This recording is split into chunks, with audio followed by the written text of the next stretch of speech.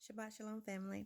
I decided to do a video today because I went out earlier and I walked, of course, and talked to my Abba, and I expressed to him the different things that were being seen that I see in Israel a lot. There's a lot of the spirit of the law lacking in Israel, a lot of the letter, but no spirit. I don't understand how people get up from the time they wake up in the morning to the time they go to bed and argue all day long, but then they profess the fact that they love their brothers. Kind of confusing. One of the things that I truly don't understand is the the criticism of women on the regular, as it is. And I get it. Don't get me wrong. We deserve a lot of the things and a lot of things that are said to us. I will not ever take that from you. But it's kind of hard to believe that a man that wants a wife so bad, can talk negative about a woman as much as they do. It's kind of confusing. Sorry, my nose still hurt. Forgive me.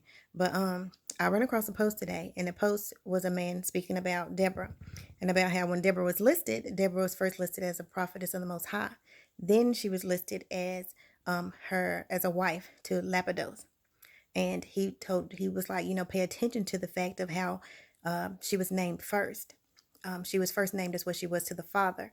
Then she was named to what she was to her, to her husband, and that how she had so much knowledge and she had so much knowledge in Torah that she was chosen to be a judge over all the other men. In that period of time that she judged the children of Israel, so she judged both men and women under the tree, right?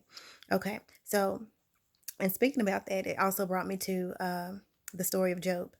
And in the story of Job, I think sometimes we need to look deeper than the superficial part of the story. Yes, she was wrong for not backing her husband and not loving him and not being his strength. But he was supposed to lose everything, and that meant that he was supposed to also lose the support of his wife. He was supposed to lose that. So when we look at the story of Job, and I'm not teaching, but I'm just discussing the story of Job and my perception of it. Because if you sit back and think about it, we go off our perception. That's why there's so many different doctrines in the midst of this walk. That's why, it's the Sabbath. It's the Sabbath on the seventh day. No, the Sabbath is Saturday. No, the Sabbath is the seventh day of the moon cycle. You know, on the new moon. It's so many different things that we go through that's in this walk. So whenever I read the story of Job, I saw it a little different than most of the time the way it's taught. And in the story of Job, it speaks about how he lost everything, how he was righteous and how he was upright. But, the test came. And when the test came, he lost everything. So where he was so rich and he took care of so many people, that he ended up losing everything. Because I even came across the Testament of Job. And in the Testament of Job, it speaks about how he was friends to kings, how they had everything, how when he loaned people money and they couldn't pay it back, he would forgive their debt because that's how giving he was. And he lost everything. In the same way he lost, his wife lost. So when he lost them I think it was 7 sons and 3 daughters, his wife lost those too. When we hear about the story, we always think, oh, well, everything happened in, that real time. It's like back to back to back.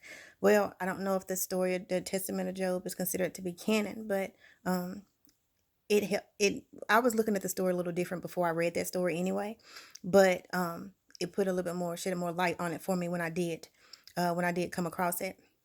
And it spoke about how he actually was sick for like 30 years. He was sick to the point where worms were in his flesh. And even when the worms would crawl out of his flesh, he would put the worm back and say, that's where the Most High put you. That's where you're going to stay. And in that time frame, his wife had to become a slave to be able to bring him bread. And that's what she did. It talked about how his children, how he didn't have enough money to get his children out of the rubble. And that's where their body stayed at. And she would weep and she would cry and she would ask people to help give money to be able to, because she wanted to bury her children. And whenever Job was asked about it, Job was like, my children ain't there. So, because he understood. And that's what he's supposed to do because he's the head. But when it came down to the part about her telling him to curse the Most High and die, and she was wrong. We have this tendency of thinking we're helping. And sometimes when we try to help, we hurt. I think Eve is a good example of that. She thought she was helping and doing something, that she was going to be able to, be, like him. I don't think she was trying to replace him. I think she was trying to be like him. And in that, she messed up really bad. Trust me, I know. I get the thing every month like every other woman. But getting back to the story of Job's wife, that she had went and trying to get bread for Job, and she had came across a man that was the enemy, in flesh, of course, and he had asked her, "Do you have money?" And she said, "I don't have any money." And he said, "But you have your hair." And so he said, "Give me your hair, and I'll give you 3 days worth of bread." And so he began to shave her head in front of everybody. And as she left bald, and had the bread for Job, he taunted her all the way to her walking to Job. And when she got to Job, with everything that she was dealing with at that point in time, she misspoke terribly and told her husband to curse him and die. And in that moment, I don't even know what her mind was going through. Maybe she felt like, you was doing everything right. Something that you must have been done for you to now become the enemy of the Most High, for him to now want to curse you, and for you to go through this. Just give up this fight. You're suffering. Give up and die. And she was so wrong for that. But like I said, in that moment, he had to lose everything, including the support of his wife, and he did. He lost that support of her in that moment, but he still kept his faith in the Most High, and that goes to show how y'all are the heads and how we are the weaker vessel. And we may fall at times, but the same way we fall, sometimes when y'all fall, we lift y'all up too. You know, uh, Adam asked for Eve, Eve didn't ask for Adam. Just saying. Um, and so in that moment, we go through too. We struggle too. And we love y'all too. We're supposed to be y'all peace, but can we find peace in y'all too? It makes no sense. I mean, if you actually understood the things that us daughters have to go through with the man that uses us for sex and uses us for money and take from us and then tell us to shut up and put us away and stuff like that, we'd suffer a lot. And I know this video is kind of long, and I'm sorry, and I'm trying to get to the point. But I guess my point is that as a daughter of Zion, there's a scripture that says that to be that when we cry out, He hears us. So you have to understand. You have to tread lightly. The scriptures talks about how y'all should love us like you love your own body, and I don't think your person would mistreat their own body. If your body hurt, you're going to see about your body. You're not going to tell your body to shut up and just keep on doing it, because if you keep pushing it, your body's going to give out. And the only person that's going to suffer is you. We carry you. We carry you. We love you. We'll be there for you. So, I just thought I would take a little time to try to talk to my kings for y'all to understand, maybe, to start looking at a person, the intent behind it. Yeah, sometimes we make decisions that's really stupid and dumb, but what's the intent behind it? I always told my children that I've never been the mother of a 23-year-old. I've never been the mother of a 14-year-old, but and y'all never had a mother like me at the age y'all are at. So we're supposed to help each other through this. Sometimes I ain't gonna get stuff right, but love me enough to be like, you know what? Maybe just maybe we shouldn't do it like this. It doesn't always have to be, you don't have to use an axe in every situation or a sword in every situation. Sometimes kind words is needed. That would be nice.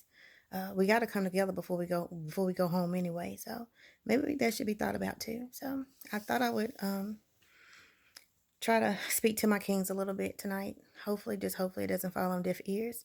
I do know that I was talking to my daughter tonight, and I said one thing about it is that the men in the scriptures, they didn't struggle with lust as much as I feel like the kings do now. And when they did begin to struggle with lust, that's when they made mistakes. That's when they lost their footing, when they struggled with the lust part of them. And when I say struggle with the lust or the physical aspect of it, Samson was fine until, he felt like, that woman was slipping away, that he had to tell her his weaknesses, to calm her down, to get her where she needed to be at. David, when he saw Bathsheba on the roof, that's when he struggled and he fell, and I feel like if y'all get control over that, truly God's status is where y'all will reach.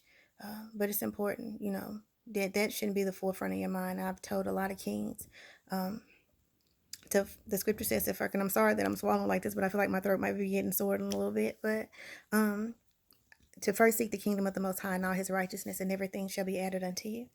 So if you're seeking the kingdom and His righteousness, the Most High added to you.